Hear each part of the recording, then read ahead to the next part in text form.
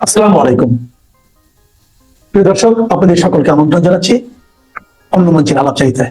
দর্শক, Netanyahu America সফরে যাচ্ছেন এবং ডোনাল্ড ট্রাম্প কিছুটা ভিন্ন সুর দিয়েছেন। তবে ইরান এবং আমেরিকার যে উত্তেজনা সেটা একটা ক্রিটিক্যাল স্টেজে গেছে। এই স্টেজে পরিস্থিতি এমন, এখন আমেরিকা কিভাবে ইরানকে সামাল দেবে, ইরানকে ঠেকানোর জন্য আমেরিকা কি কৌশল নেবে। নেতানিয়াহু ওয়াশিংটন যাচ্ছেন, বুধবার ট্রাম্পের সাথে বৈঠক হবে, সেখানে তারা কি সলা পরামর্শ করবেন, এই বৈঠকে তারা কি সিদ্ধান্ত নেবেন ইরানের উপর নতুন করে হামলা করার, অথবা ইরানকে কিভাবে বেঁধে ফেলা যায় তার পরিকল্পনা এখানে সেট করবেন। কি মনে হয় দর্শক? চলুন এই বিষয়গুলো নিয়েই ভিডিওতে কথা বলবো, আপনারা সঙ্গেই থাকুন। গত শুক্রবার ইরান এবং আমেরিকার ভেতরে পরোক্ষ আলোচনা হয়েছে। পরোক্ষ আলোচনা এই কারণে যে ইরান এবং আমেরিকার দুই প্রতিনিধি দল ফেস টু ফেস বসেনি, ওমানের মাধ্যমে, ওমানের মধ্যস্থতায় দুই পক্ষ বৈঠক করেছে। বৈঠক শেষ হওয়ার পরে ইরানের পক্ষ থেকে যে বার্তা দেওয়া হয়েছিল যে ভেরি গুড টক, ভেরি গুড স্টার্ট, আর ডোনাল্ড ট্রাম্প বলেছিলেন very good talk, but America আসলে খুব আটকে গেছে। এই কারণে বলছি যে সেখানে যে সমস্ত শর্ত দিয়েছিল তার একটাও মানেনি ইরান, একটাও না। ইরান শুধু বলেছে যে একমাত্র পরমাণু কর্মসূচি নিয়ে আলোচনা হবে, সেইটা আমরা ইউরেনিয়াম এনরিচ করব, বাট কত মাত্রায় করবো সেইটুকু থাকবে, তার বাইরে কোনো কথা না। কিন্তু আমেরিকা চেয়েছিল তো অনেকগুলো শর্ত মানুক ইরান। এখন ডোনাল্ড ট্রাম্প কি বলছে জানেন? ডোনাল্ড ট্রাম্প বলছে যে ইরান যদি শুধুমাত্র একটা পরমাণু চুক্তি করে তাহলেই চলবে, ওই ক্ষেপণাস্ত্র কর্মসূচি, তার রেঞ্জ কমানো, স্যাটেলাইট কর্মসূচি, প্রক্সি ফোর্সকে সমর্থন দেয়া, চীনে তেল বিক্রি করা, এগুলো কোনো কিছুই রাখবে না। এগুলো কোনো কিছু দরকার নেই, শুধুমাত্র একটা পরমাণু চুক্তি করুক। কেন ডোনাল্ড ট্রাম্প এই পরমাণু চুক্তি করার কথা বলছেন সেই কথা আমি একটু পরে বলছি। তার আগে বলি, তিনি দাবি করেছেন শুক্রবার বৈঠকের পর ডোনাল্ড ট্রাম্প বলেছিলেন যে ইরান এক চুক্তির জন্য একটা পাগল হয়ে গেছে, অর্থাৎ they want make a deal very badly, মানে একদম পাগল হয়ে গেছে, হন্যে হয়ে গেছে, এই চুক্তি না হলেই চলবে না, এরকম একটা ভাব তিনি বলতে চেয়েছেন ইরানের ভেতরে। কিন্তু ইরান বলছে যে আমেরিকার ব্যাপারে আমাদের খুবই অনাস্থা রয়েছে, কারণ আগের বার আমরা যখন বৈঠক করছি ইরানে, যখন আলোচনা করছি আমেরিকার সাথে, এবং শেষ দফার আলোচনা যেদিন হবে তার 2 দিন আগে ইসরায়েল হামলা চালালো এবং যুদ্ধ করতে হলো, এবং সেই যুদ্ধে আমেরিকা ইসরায়েলের পক্ষে জড়িয়ে গেল। ফলে ইরানের কিন্তু দুঃখ, কষ্ট, রাগ, ক্ষোভ সবই আছে। অতএব আমেরিকার সাথে চুক্তি আদৌ সম্ভব হবে না সেটাই প্রশ্ন। এবং সেই কারণে কিন্তু বলে রেখেছে যে চুক্তি হলে ভালো কথা, না হলে যদি যুদ্ধ করতে চায় যুদ্ধের জন্য প্রস্তুত, এবং যুদ্ধ করলে কি কি করবে, ইরান কোথায় কোথায় হামলা চালাবে সব পরিষ্কার। এখানে দুটো নতুন তথ্য আমি আপনাদের সাথে আগে শেয়ার করে নিই। একটা তথ্য হচ্ছে যে জর্ডানের রাজা দ্বিতীয় আব্দুল্লাহ তুরস্ক সফরে গেছেন। আপনারা খেয়াল রাখুন যে জর্ডান কিন্তু মার্কিন বিমান হামলা করার জন্য একটা উপযুক্ত ক্ষেত্র, অর্থাৎ জর্ডান থেকে ইরানে হামলা চালাবে এবং গুরুত্বপূর্ণ একটা ঘাঁটি আমেরিকার জর্ডান। সেই জর্ডানের রাজা তুরস্ক সফরে গেছেন, খেয়াল করুন, এটা একটা গুরুত্বপূর্ণ ব্যাপার। আরেকটা গুরুত্বপূর্ণ তথ্য আমি আপনাদেরকে জানাই যে ইরান বলেছে যে তারা তো ওমানে বৈঠক করেছে এবং আগের বৈঠক ইস্তাম্বুলে হওয়ার কথা ছিল, ইরান অনুরোধ করে সেই বৈঠক ওমানে নিয়ে এসেছিল। এখন এই পরের দফার যে বৈঠক, এই বৈঠকটা তারা ওমানে করতে চান না, এই বৈঠকটা করতে চান অন্য কোথাও। বিভিন্ন তথ্য থেকে জানলাম যে সম্ভাবনা রয়েছে তুরস্কের ইস্তাম্বুল শহরে পরবর্তী বৈঠকটা হতে পারে। তো যাই হোক, এর ভিতরে আরেকটা গুরুত্বপূর্ণ তথ্য আপনারা জেনেছেন কিনা আমি জানি না, বাট এটা গুরুত্বপূর্ণ তথ্য জানা দরকার এবং এটার ব্যাখ্যা বিশ্লেষণ করাও দরকার। সেটা হচ্ছে যে কাতার, তুরস্ক এবং মিশর এরই মধ্যে নাকি ইরানকে প্রস্তাব দিয়েছে যে ইরান 3 বছরের জন্য তার পরমাণু কর্মসূচি স্থগিত রাখবে। তার হাতে যে সমস্ত সমৃদ্ধ ইউরেনিয়াম আছে, ইরান সেই ইউরেনিয়াম দেশের বাইরে অন্য কোনো দেশে পাঠিয়ে দেবে, আর তার ক্ষেপণাস্ত্র, ব্যালিস্টিক ক্ষেপণাস্ত্র ব্যবহার করবে না, এই প্রতিশ্রুতি দেবে। এরকম 3টা শর্ত নাকি তুরস্ক, মিশর এবং কাতার দিয়েছে ইরানকে, বাট ইরানের একটাও মানেনি, বলছে যে নো, একটাও মানা হবে না। শুধু তাই না, ইরান বলেছে যে আমরা এগুলো মানবো না, এরপরে যদি আমেরিকা হামলা চালায় তাহলে তারা জবাব দেব এবং এই মধ্যপ্রাচ্য অঞ্চলে যত দেশ ঘাঁটি দেবে বা তাদেরকে হামলার সুযোগ দেবে, আমেরিকাকে হামলার সুযোগ দেবে, সেই সমস্ত দেশের ঘাঁটি এবং বন্দরে হামলা চালানো হবে। সেক্ষেত্রে ইরান খুব শক্ত অবস্থান আছে। ইরানের এই শক্ত অবস্থানের কারণে মূলত আমি ধরে নিচ্ছি বা ধারণা করা যাচ্ছে ডোনাল্ড ট্রাম্প কাতার, তুরস্ক এবং মিশরের মাধ্যমে ইরানকে ওই 3টা প্রস্তাব দিয়েছে। ইরান সেটাও মানেনি। হয়তো ট্রাম্প এই 3টা দেশই তো মিত্র দেশ ইরানের, এই মিত্র দেশের মাধ্যমে ইরানকে হয়তো নরম করার চেষ্টা করেছে, বোঝানোর চেষ্টা করেছে, বাট ইরান রিজেক্ট করেছে এগুলো। এখন নেতানিয়াহু যে আমেরিকা যাচ্ছে সেখানে কি আলোচনা হতে পারে? ডোনাল্ড ট্রাম্প কিন্তু এই মুহূর্তে যা বলছেন, মার্কিন বিভিন্ন গণমাধ্যমে আমি দেখলাম খবরে, ব্লুমবার্গে আসছে, তারপরে এবিসি নিউজে, বিভিন্ন রকমের পত্রিকা বা টেলিভিশন চ্যানেলের ওয়েবসাইটে এসছে খবরটি। সেটি হচ্ছে যে ডোনাল্ড ট্রাম্প বলেছেন যে ইরান যদি শুধুমাত্র পরমাণু চুক্তি করে তাতেও আমেরিকা রাজি। এখন ব্যাপারটা হয়েছে কি, যে অনেকটা বলে না যে ভিক্ষার দরকার নেই, কুকুর সামলাও, অনেকটা এরকম অবস্থায় পড়েছে। যাই হোক, তো নেতানিয়াহু এই জায়গায় গিয়ে যেটা বলতে চাইছেন, তিনি খুব ইনসিস্ট করছেন, পিড়াপিড়ি করছেন যে না, শুধু পরমাণু চুক্তি হলে হবে না, পরমাণুর সাথে ক্ষেপণাস্ত্র চুক্তিও করতে হবে। নেতানিয়াহু বলছে যে ক্ষেপণাস্ত্র চুক্তি এবং প্রক্সি ফোর্সকে, এই মধ্যপ্রাচ্য অঞ্চলে যে সমস্ত প্রক্সি ফোর্স রয়েছে যারা ইরানের পক্ষে কাজ করে বা ইসরায়েলের এগেনস্টে, তাদেরকে সমর্থন দিতে পারবে না, তাদের সাথে ইরান সব ধরনের সম্পর্ক কাট আপ করবে, সম্পর্ক ছিন্ন করবে। এই দুটো চুক্তিও করতে হবে। খেয়াল করুন, পরমাণু চুক্তির পাশাপাশি ক্ষেপণাস্ত্র এবং প্রক্সি ফোর্সকে সমর্থন না দেয়া, এই দুটো চুক্তিও করতে হবে, এই দাবি হচ্ছে নেতানিয়াহুর। প্রশ্ন হচ্ছে, নেতানিয়াহু আর ইরান হচ্ছে একদম চরম শত্রু। এই চরম শত্রুর দাবি মানার না মানার কোনো প্রশ্ন আছে ইরানের কাছে? এটা কোনোদিনও হয়? একটা মানে বাহুল্য কথা। আচ্ছা, এখানে আরেকটা ব্যাপার, তো এই দুটো বিষয় নিয়ে নেতানিয়াহু ডোনাল্ড ট্রাম্পের সাথে আলাপ করতে চান, আলোচনা করতে চান, এবং সেখানে তিনি খুবই চাপাচাপি পিড়াপিড়ি করবেন। এমনকি সেখান থেকে হয়তো তিনি নেতানিয়াহু ডোনাল্ড ট্রাম্পকে ফুসলিয়ে, চাপ দিয়ে, উস্কানি দিয়ে ইরানের বিরুদ্ধে যুদ্ধের জন্য লেলিয়ে দিতেও পারেন।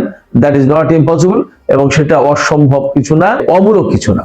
এটা এমনও হতে পারে, কারণ আগের বার জুনে যখন যুদ্ধ হয়েছিল তখন ইরানের সাথে আমেরিকার আলোচনা চলছিল, সেই আলোচনার ভেতরে ইসরায়েল কিন্তু হামলা চালিয়ে দিল।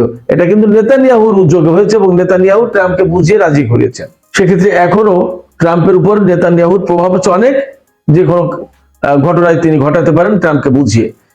প্রভাব কেমন আমি বলি, গত বছরের জানুয়ারি মাসে ডোনাল্ড ট্রাম্প ক্ষমতা এসেছেন, এই মাত্র জানুয়ারি পার হলো, অর্থাৎ 1 বছর কয়েকটা দিন মাত্র ক্ষমতা এসেছে। তার ভিতরে ডোনাল্ড ট্রাম্পের সাথে নেতানিয়াহুর 7 বার বৈঠক হয়েছে, 7 বার।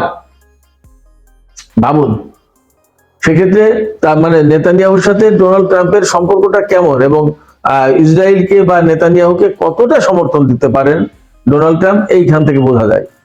এখানে একটা গুরুত্বপূর্ণ বিষয় বলি, ইরানের ভিতরে বিক্ষোভ হয়েছে, ইরানের সামরিক বাহিনী বা নিরাপত্তা বাহিনী বা সরকার বেশ কিছু লোককে হত্যা করেছে, এবং এই ব্যাপারটার প্রতিকার জানিয়ে আমেরিকা ইরানের বিরুদ্ধে খেপে গিয়েছিল এবং ইরানের জনগণকে বলেছে যে আমরা তোমাদের জন্য হেল্প নিয়ে আসছি, আমরা তোমাদেরকে উদ্ধার করতে আসছি, যদি হত্যাকাণ্ড বন্ধ না করে তাহলে ইরানের বিরুদ্ধে ব্যবস্থা নেওয়া হবে, ইত্যাদি ইত্যাদি।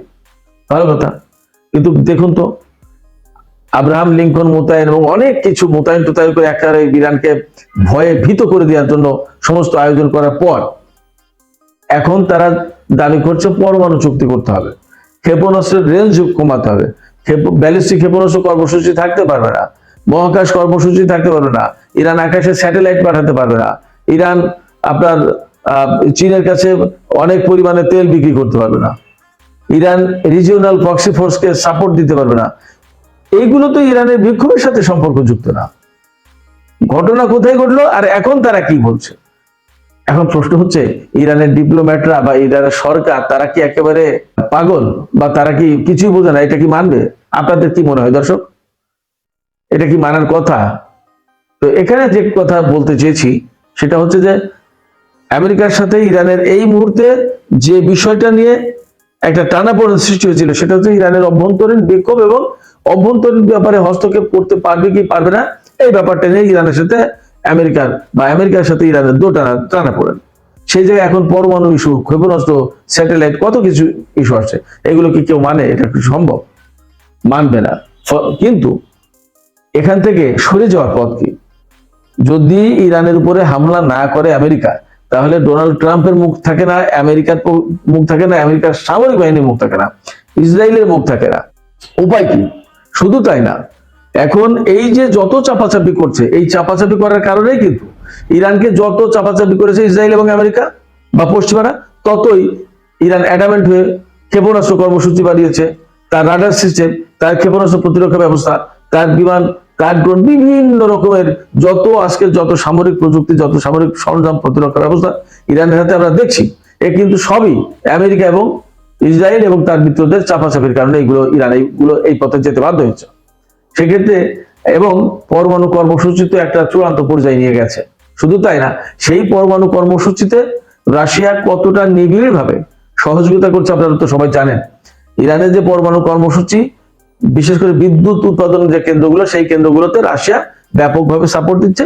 এবং এই কিছুদিন আগেও ইরান ঘোষণা করেছে যে ইরান তার সবচেয়ে বড় পরমাণু বিদ্যুৎ কেন্দ্র তৈরি করতে যাচ্ছে, যা রাশিয়ার কোলাবোরেশনে, রাশিয়ার হেল্পে। কেমন? তো সেই ক্ষেত্রে এই যে রাশিয়া ইরানের যে পরমাণু কর্মসূচি, এই পর্যায়ে আসার পেছনে রাশিয়া কিন্তু বিরাট রোল প্লে করেছে, বিরাট ভূমিকা রেখেছে। খেয়াল করুন, সেই জায়গা থেকে কোনো মতে কথা ভাবার কোনো সুযোগ নেই যে ইরানের সাথে রাশিয়ার সম্পর্কটা বা সহযোগিতামূলক সম্পর্ক দুর্বল না, অনেক শক্ত। তো যে কথা বলছিলাম, ইরান যদি এই পর্যায়ে কোনো চুক্তি না করে পরমাণু কর্মসূচি আরো জোরদার করে এবং পরমাণু বোমা একদম ওপেনলি ঘোষণা করে যে তারা বানিয়েছে বা তাদের কাছে আছে, এবং ক্ষেপণাস্ত্র কর্মসূচি তো দিন দিন বাড়িয়ে আমরা তো জানলামই যে আমেরিকার মাটিতে আঘাত করতে পারে এইরকম ক্ষেপণাস্ত্র তারা বানিয়েছে। যদিও আরাকচি গতকালকে বলেছেন, আল জাজিরাকে সাক্ষাৎকার দেওয়ার সময় বলেছেন যে আমাদের তো ক্ষমতা নেই আমেরিকা হামলা চালানোর, কিন্তু মিডল ইস্টে তাদের যত ঘাঁটি আছে সেখানে হামলা চালাবো। এটা হয়তো তিনি বিনয় প্রকাশ করেছেন। যাই হোক, তো আমেরিকার এবং ইসরায়েলের কথা মতো যদি ইরান কোনো মতেই নমনীয় না হয়ে এই সমস্ত চুক্তি না করে, তাহলে মধ্যপ্রাচ্যে ক্ষমতার ভারসাম্য ভীষণভাবে বদলে যাবে। এবং তারা যদি পরমাণু কর্মসূচি রিয়েলি জোরদার করে এবং যে পর্যায়ে নিয়ে যাওয়ার কথা বা মানুষ আশঙ্কা করে সেই পর্যায়ে নিয়ে যায়, এবং ক্ষেপণাস্ত্র কর্মসূচি ক্রমেই তো জোরদার হচ্ছে, এই জোরদার অবস্থা যদি থাকে, তাহলে অ্যাকচুয়ালি মধ্যপ্রাচ্যে ক্ষমতার ভারসাম্য একদম কমপ্লিটলি পাল্টে যাবে। এতদিন ভারসাম্য ইসরায়েলের দিকে ঝুঁকেছিল, ইসরায়েল যা বলতো সেটাই মোটামুটি ভাবে গুরুত্বপূর্ণ ছিল, কারণ ইসরায়েলকে সবাই ডরাতো, ভয় পেত। কিন্তু ইরান যে যুদ্ধগুলো করেছে ইসরায়েলের সাথে, তাতে ইসরায়েল টের পেয়েছে যে ইরান কি জিনিস এবং ইরানের কাছে কি কি আছে, তার ক্ষেপণাস্ত্রের আঘাতটা কি রকম, আমেরিকাও বুঝেছে। সেক্ষেত্রে তারা বারবার এই জন্যই চাইছে যে এই ইরানের হাতে ক্ষেপণাস্ত্র থাকলে তো তার কোনো উপায় নেই, রক্ষা নেই, তার যতই বিমান বাহিনী থাকুক, যত যাই কিছু থাকুক, ইরানের হাতে ড্রোন এবং ক্ষেপণাস্ত্র থাকার ফলে ইসরায়েল কতটা ক্ষতিগ্রস্ত হয়েছে সেটা আমরা জানি। তার যে বৈজ্ঞানিক গবেষণা কেন্দ্র, যে বিশাল সায়েন্স অ্যান্ড টেকনোলজির যে গবেষণা কেন্দ্র 50-60 বছর ধরে গড়ে তুলেছিল, এখন মাটির সাথে চুরমার হয়ে গেছে। বহু কিছু সাম্প্রতিক একটা খবরে দেখলাম না যে ইরানের এক ক্ষেপণাস্ত্র হামলায় মোসাদের হেডকোয়ার্টারে আঘাত এনেছিল এবং 36 জন কর্মকর্তা নিহত হয়েছে। আপনি চিন্তা করেন, ইসরায়েল কেন ইরানের ক্ষেপণাস্ত্র কর্মসূচি বন্ধ করার পক্ষে। আবার প্রক্সি ফোর্স যেগুলো, সেগুলো তো সবাই ইসরায়েলের বিরুদ্ধে লড়াই করার জন্য প্রস্তুত, তারা সবসময় ইসরায়েলের জন্য মাথা ব্যথার কারণ। ফলে ইরানকে আটকানো আমেরিকা ইসরায়েল কারো পক্ষে এখন সম্ভব না, খুবই কঠিন একটা ব্যাপার। এই অবস্থায় আমার ধারণা যে নেতানিয়াহু হয়তো আমেরিকাকে চূড়ান্ত উস্কানি বা ফুসলানি দিতে পারে, এমনকি ইরানের উপরে চূড়ান্ত আঘাত হানার জন্য নেতানিয়াহু পরামর্শ দিতে পারে। সামনের যে বৈঠক, এই বৈঠকে বুধবারে সেই বৈঠক। তো সুপ্রিয় দর্শক, আজকের আলোচনা এখানে শেষ করব। আপনাদের কাছে কি মনে হয়, নেতানিয়াহু যে আমেরিকা সফরে যাচ্ছেন, তাতে কি মনে হয় যে তিনি যুদ্ধ বাঁধিয়ে দেওয়ার, যুদ্ধ লাগিয়ে দেওয়ার কোনো ব্যবস্থা করতে পারেন? অথবা আপনাদের কি মনে হয় যে ডোনাল্ড ট্রাম্প যেমনটি চাইছে যে শুধুমাত্র পরমাণু চুক্তি করলেই হবে, ইরান কি শুধুমাত্র পরমাণু চুক্তি করবে? অর্থাৎ আদৌ কি এইরকম কোনো চুক্তি হওয়ার সম্ভাবনা আছে দুই পক্ষের ভেতরে? কি মনে হয় কমেন্টে জানাতে পারেন। আর ভিডিও ভালো লাগলে লাইক, কমেন্ট, শেয়ার করবেন। এবং সর্বশেষ একটাই অনুরোধ, নিশ্চয়ই চ্যানেল সাবস্ক্রাইব করবেন। আপনাদের সবাইকে অনেক অনেক ধন্যবাদ। খোদা হাফেজ।